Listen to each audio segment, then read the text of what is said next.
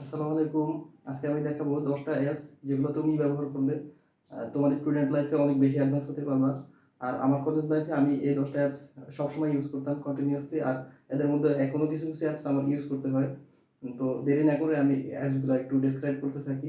Let's start.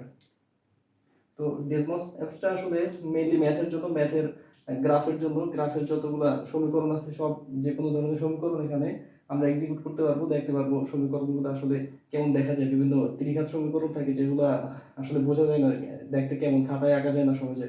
তো আমরা ওগুলোর জন্য এই অ্যাপসটা ব্যবহার করতে পারি। আমি ডেসমস অ্যাপসটা, ডেসমস অ্যাপসের আইকনটা একটু দেখে রাখি।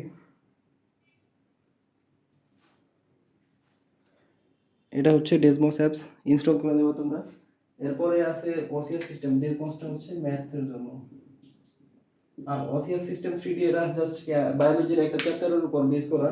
তো বায়োলজির বিভিন্ন চ্যাপ্টারের জন্য অনেক অ্যাপ্লিকেশন সফটওয়্যার আছে যেগুলো অনেক হেল্পফুল। আসলে আমি জাস্ট একটা ব্যবহার করছিলাম, আর আশা করি তোমরা এক্সপ্লোর করে নিবা। এটা আসলে হিউম্যান স্কেলেটন সিস্টেমের।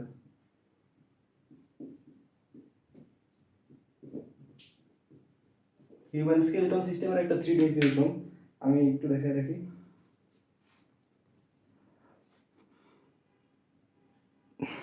ওকে, এরপরে মেরিয়াম ওয়েবস্টার হয়তো তোমরা অনেকে চিনো, অলরেডি ব্যবহার করে ফেলছো। এটা জাস্ট একটা ডিকশনারি, কিন্তু অনেক অ্যাডভান্সড। তো মেরিয়াম ওয়েবস্টারে আসলে ইংলিশ ওয়ার্ডের মিনিং গুলো আসলে ইংলিশই ডেফিনেশন আসে।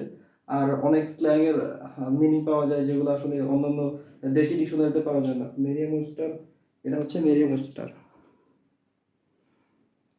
এরপরে আসি ইংলিশ গ্রামার। আসলে অনেক অ্যাপ আছে, কিন্তু আমি পার্সোনালি একটা অ্যাপ ইউজ করে অনেক বেশি ভালো লাগছে। অনেক এলাবোরেট ইনফরমেশন আছে, অনেক টেস্ট আছে।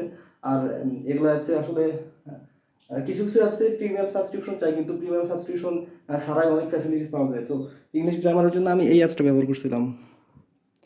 এরপরে প্রোটো অ্যাপসটা হয়তো তোমরা চিনো না। প্রোটো, প্রোটো হচ্ছে মেইনলি সার্কিট সিমুলেটর। ফিজিক্সের জন্য, ফিজিক্সের চলতরিতের অথবা সেমিকন্ডাক্টর চ্যাপ্টার ওটা কাজে লাগবে। এটা হচ্ছে সার্কিট সিমুলেটর।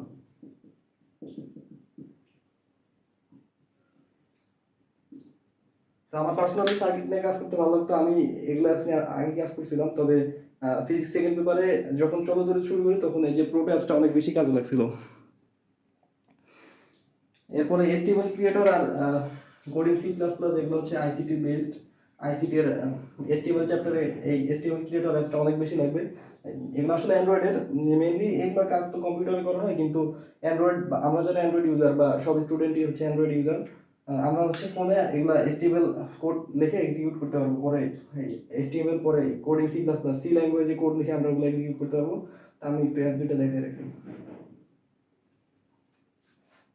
এটা হচ্ছে এসটিএমএল ক্রিয়েটর, আর এটা হচ্ছে কোডিং সি প্লাস প্লাস।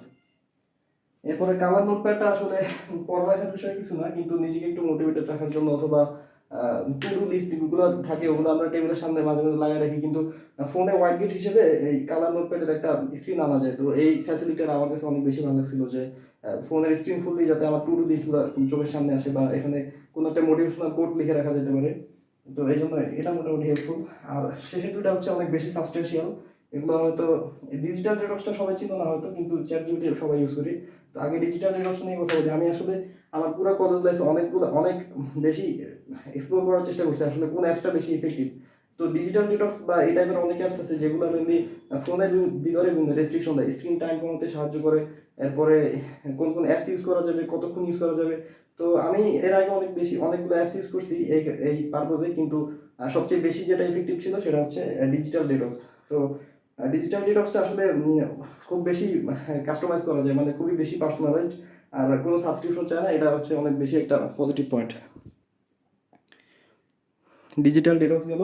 আর চ্যাট জিপিটি যে ইউজ করা লাগবে পার্সোনালি এমন কিছু না, এটা হচ্ছে মেনলি ওপেন এআই।